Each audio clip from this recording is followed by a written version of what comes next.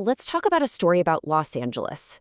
But, this isn't the LA of movie stars and sunshine. No, this is a place where dreams go to die, where the hustle grinds you down, and where a very real, all-consuming fire becomes a terrifying mirror for the blaze that's been burning inside its people for years.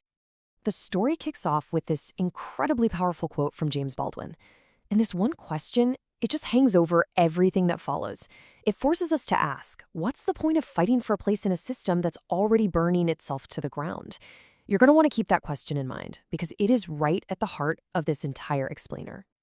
And this line immediately drops us into a version of LA where the smoke isn't just from wildfires. No, it's the smog, it's the lies, it's the sheer exhaustion of it all. It's that constant haze of just pretending.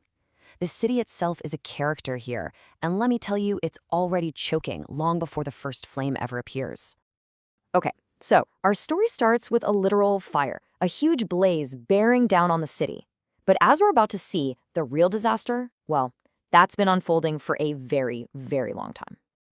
As the ash starts to fall, we meet our three main characters. You've got Jake, who showed up in LA decades ago with these big dreams, and now he just exists. Then there's Chloe, whose ambition was just ground down into pure, cynical survival. And finally, there's Marco. Born and raised in LA, he knows better than anyone that the city doesn't owe you a single thing.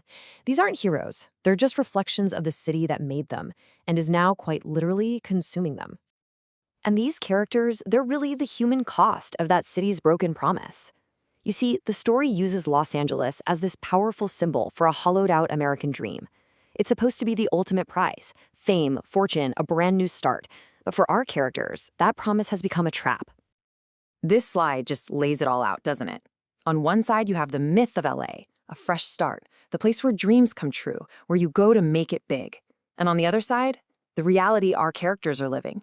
A relentless grind that leads to nothing but survival and pure exhaustion. The city doesn't build you up, it chews you up.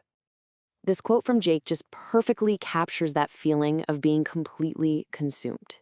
He really thought he could play the game, and win. But the game is rigged. The city, the system, it always wins. The key takeaway here is that total disillusionment. That moment you realize you were never actually in control. Okay, and this brings us to the absolute core of the story. The fire isn't just some external threat closing in. It's a physical manifestation of an internal, emotional, and spiritual blaze that has been raging inside these characters for years. So we have to ask the question, what is this fire, really? The story is forcing us to look right past the flames on the horizon and ask, what is actually burning down? What's the true source of all this destruction?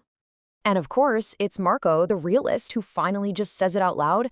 Honestly, this is the thesis statement of the entire story.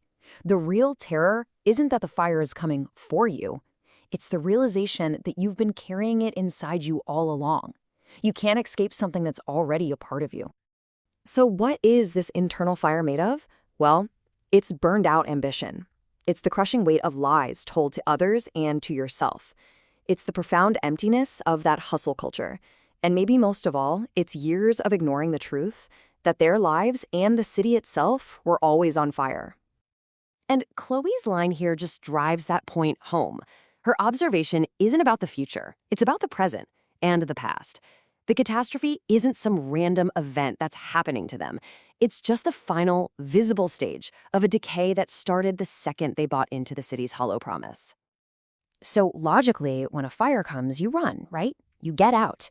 So our next section looks at the physical escape from the city, which, as you can probably guess, quickly becomes a metaphor for something much, much deeper. You know that iconic image of a gridlocked LA freeway? Well, here it becomes this incredibly powerful metaphor. Their cars are completely stuck, just like their lives. They can't move forward, and turning back means being swallowed by the disaster they're trying to flee. It's just this perfect symbol of being trapped by your own choices.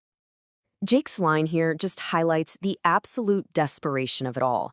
Their escape isn't driven by any real hope of reaching safety. It's just a mindless, compulsive act. They're running just for the sake of running, because stopping would mean having to finally turn around and face what's been chasing you all along, yourself. So, what happens when the running finally stops and the fire dies down? This final part of our story explores what it means to survive when the world you knew and the person you thought you were has been burned to the ground. The morning after is completely quiet. The chaos is gone and it's replaced by this pale yellow haze. The city is just a skeleton, and that quiet is deafening. With the noise of the hustle finally gone, they're left with nothing but themselves and the ruins. And the huge question is, what now? And then Chloe delivers another one of her devastatingly honest truths. There's no talk of rebuilding, no hope for some grand renaissance. And why? Because you can't fix something that was broken from the very start. The entire foundation of their lives, that LA dream, it was all an illusion and never really lived. So the only logical thing to do is just walk away.